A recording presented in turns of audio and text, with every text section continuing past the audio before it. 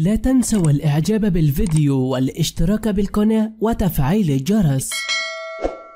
إخبار العراق ألان الدفاع المدني تخمد حريقا اندلع في مخزن و3 فنادق بكربلاء. وكالة أنباء الإعلام العراقي وبغداد ميم ألف أعلنت مديرية الدفاع المدني اليوم الخميس عن إخماد فرقها حريق المخزن التجاري والفنادق 3 في كربلاء المقدسة. وقالت المديرية في بيان تلقته وكالة أنباء الإعلام العراقي أن فرق الدفاع المدني نجحت بالسيطرة وإخماد حادث حريق اندلع داخل مخزن مخصص لتجارة المواد الغذائية مشيد من ألواح سندويج بنل سريع الاشتعال، والمخالف لتعليمات السلامة الصادرة من الدفاع المدني مع امتداد الحريق إلى 3 فنادق ملاصقة لموقع الحادث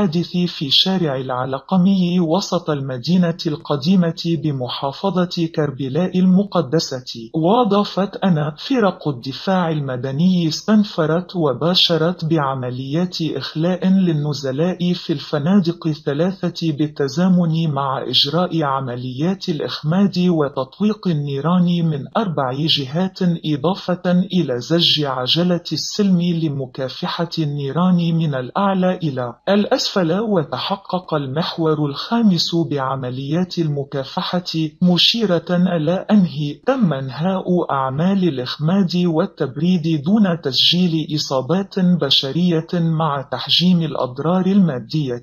وتابعت أن الدفاع المدني طالب بفتح تحقيق في مركز الشرطة المسؤول عن الرقعة الجغرافية واستدعاء خبير الأدلة الجنائية لتحديد أسباب اندلاعه.